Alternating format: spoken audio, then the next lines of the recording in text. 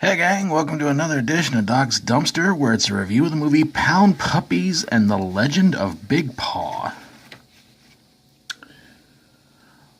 Whopper, who's of course one of the Pound Puppies in this movie, is taking his niece and nephew to a museum to tell them all about this bone that gives the ability for humans and animals to talk to each other.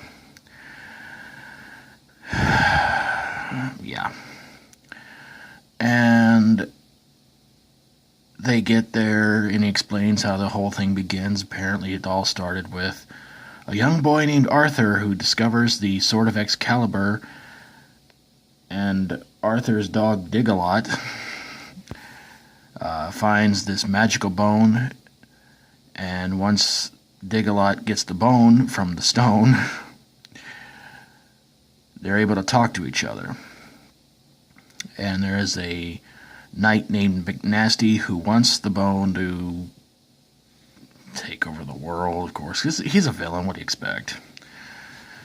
So then it's somewhere around 1950-something, and dogs and humans are talking to each other, and it's a big day at the local pound where it's adoption day. And Marvin McNasty comes along, and he wants the bone because I guess he thinks that dogs and animals talking to each other is, well, not right.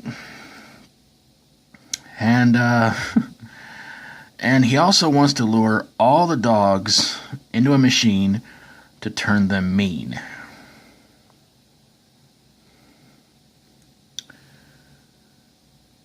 So Colette and Whopper try to do a rescue mission of all the dogs.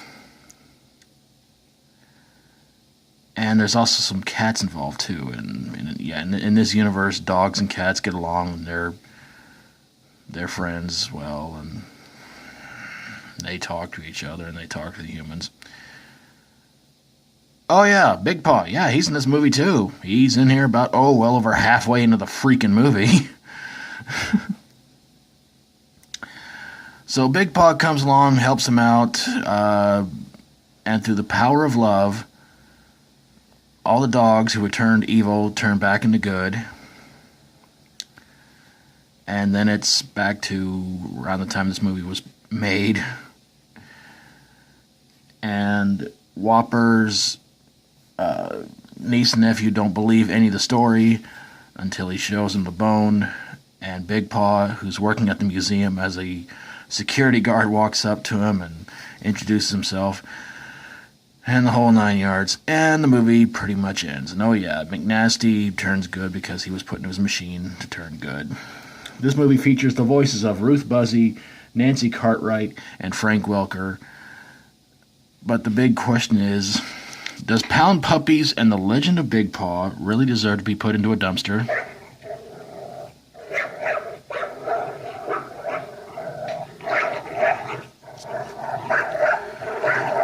Oh, you're doggone right. No pun intended. Or maybe pun intended, I don't know.